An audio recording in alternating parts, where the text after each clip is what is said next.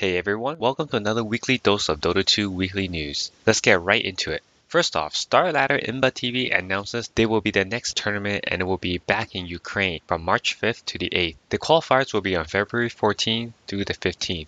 Next off, we have 3-team roster movement, and 2 of those 3 teams have been figured out this year. Ninjas and Pyjamas are officially replacing Nico Gunnar Lopez from the team. He was originally the mid laner, who then transitioned to the carry role.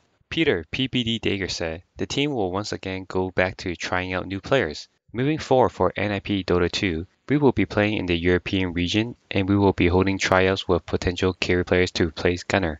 The next roster movement is from Geek Fam. They replaced Korean support Kim Dubu Du Young with Indonesian support player Matthew Whitemon Falamon. And finally, Jesse jerAx Vanica is officially retiring from Dota 2 to pursue other creative work. In his statement, he goes through the ups and downs of his career and how Dota 2 has helped him and will continue to shape his future. He does end by saying playing Dota 2 isn't the same anymore. I have no willingness nor passion to play Dota 2 anymore.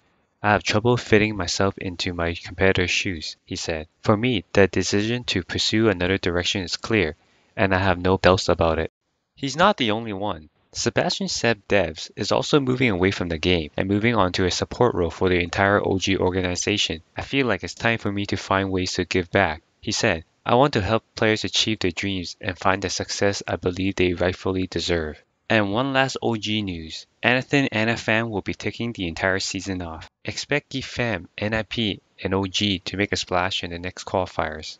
The next story comes from World Electronic Sports Games, or WESG. They were set to have their LAN tournament in Macau, but due to the recent news of the coronavirus, the organization had decided to cancel the finals for the time being. This is the second time they have changed dates and location. Originally, it was supposed to happen in January 3rd in Kuala Lumpur, and then they relocated to Macau due to issues with the local government. Once things are settled, WESG will have an announcement.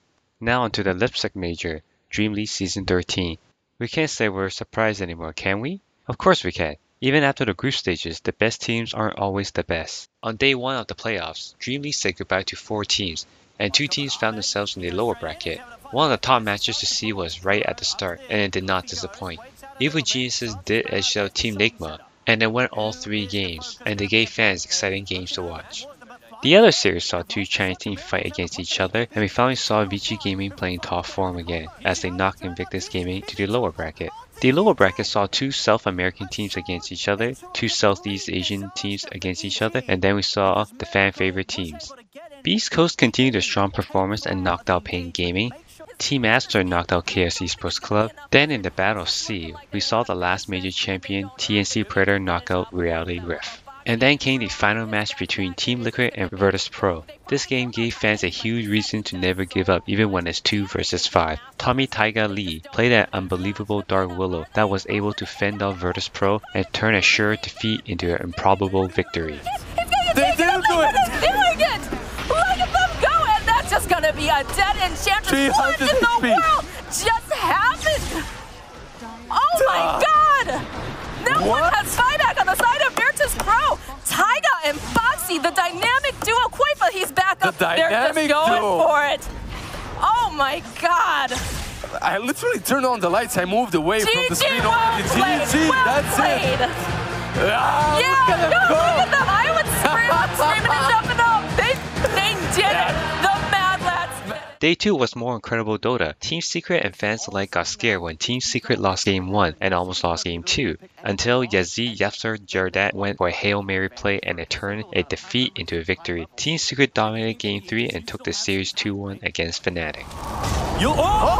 Slam Yapsar! He got him! Roshan finishes on 23 Savage, dead for 2 minutes is Big Daddy Yapsar, swinging his cojones around in the Roshan pit. Gets a clutch kill that might have just saved it because he also has the buyback too, so he's going to be able to join the rest of the team for a 4-on-4, where Moon, he may just die here, the Chain Frost, it finishes them off. Yapsar stunning up by Tai, swashbuckle over the side. They need to be able to find a kill on one of these heroes, but they're also too damn tanky. The strength tiers are too big. Jazz is trying to make his way away, but he can't actually get away from the Fisher. He's now dead. Ice is going to be caught in the enchant dome as well. Yapsar says, you're not going anywhere, my friend. DJ, you're going to be caught as well, and that's it. GG. YapzOr ends it We finally got El Clasico again. Although none of the players from the early days of Dota 2 are around anymore, it felt like El Clasico, but in the end it wasn't. Alliance knocked Na'Vi into the lower bracket in a 2-1 series win. In the lower bracket, the surprise started again. Beast Coast eliminated Team Ligma in a 2-1 series and captures top 8 in the major, but this shouldn't be a surprise anymore. Beast Coast has been very consistent with their recent placements. They're just Beast Coast. They're so. Just a bit. What is happening? They get The next series, we saw the Battle of China. Unfortunately for Team Aster, they couldn't defeat Invictus Gaming and lose 2-1. Like China, another Battle of Sea, but this time it's Fnatic against TNC. And TNC continues their lower bracket run and eliminate Fnatic 2-1. Next stop, another too familiar team, Na'Vi against Team Liquid. Since getting knocked into the lower bracket, Na'Vi never found a footing and lost 2-0 to Team Liquid. Back into the upper bracket, Evil Jesus gets to face off against another strong opponent, and this team utterly upsets EG as Vici Gaming sent them down into the lower bracket. The other upper bracket series is much the same. Team Secret was too strong for Alliance and they got sent down into the lower bracket 2-0. In the lower bracket, EG got to meet IG and this time they were prepared and they crushed IG in Game 3 to a 2-1 series win. Then we got the Alliance vs Team Liquid, another matchup that fans were salivating for. The two teams gave fans 3 matches. The first one was closest, games 2 and 3 were one-sided. Alliance took the series 2-1 and they quickly found themselves against North America's best team, Evil Geniuses. Back in the upper bracket match, we saw Group B's top 2 teams at it again. Team Secret won the group series 2-1, and they once again had Vici Gaming's number. This time, it was a complete effort from Secret, as they knocked Vici Gaming down into the lower bracket 2-0. The series between Alliance vs Evil Geniuses was quick and swift. It was like watching a mirror match of the upper bracket Alliance had against Team Secret. Only this time, it was against EG. They had moments where Alliance seemed to have the upper hand, but fights and decisions that follow show why EG are always in the conversation of one of the best teams in the world. EG eliminates Alliance 2-0 and will meet Vici Gaming in the lower bracket finals. In the lower bracket finals, EG got the chance at a rematch and a chance at redemption. EG certainly got their revenge against Vici Gaming, but they were pushed to the brink in Game 3 and EG played it perfectly well and capitalized whenever they had the chance, resulting to a rampage. EG takes the series 2-1. Bring them down, but Eurus being peppered by Ramses. Managed to get the silence up on him while they leave. They're going to TP away, tossed up high, down hard for Eurus as he's going to be brought down with no buyback. PYW, a triple kill for Abed at the end of all that, while Yang going to be chased down as well. Abed out of mana, but just enough to catch Yang and potentially get the ultra kill. Oh, what a silence! He got the Orchid off onto Ori. Ori comes back in and just feeds away. Rampage to Abed. RTZ getting carried again. It doesn't stop, man. Abed.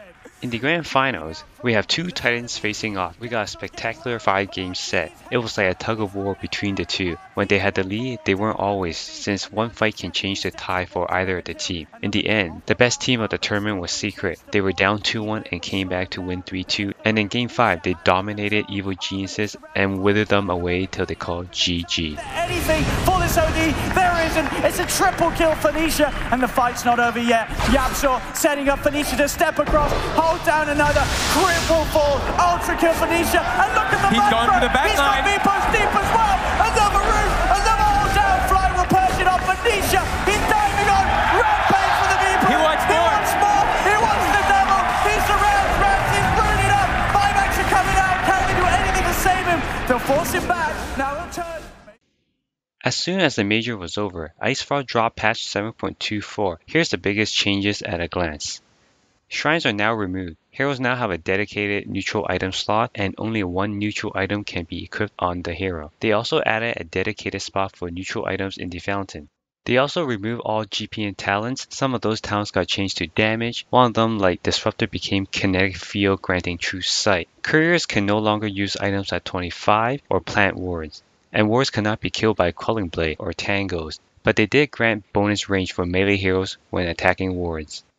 It's not over yet. Daniel Dendi Ishton released a trailer teasing his new organization. Check out the full video if you have a chance. Last but not least, Hellraiser announced their newest roster for the next qualifiers. Their CEO said, "We fell just short making it into the minor in the previous qualifiers. Many were upset, but we didn't give up." That's all for this week. Hope you guys enjoyed the quick news and the recap. Don't forget to like, share, and subscribe. DreamLeague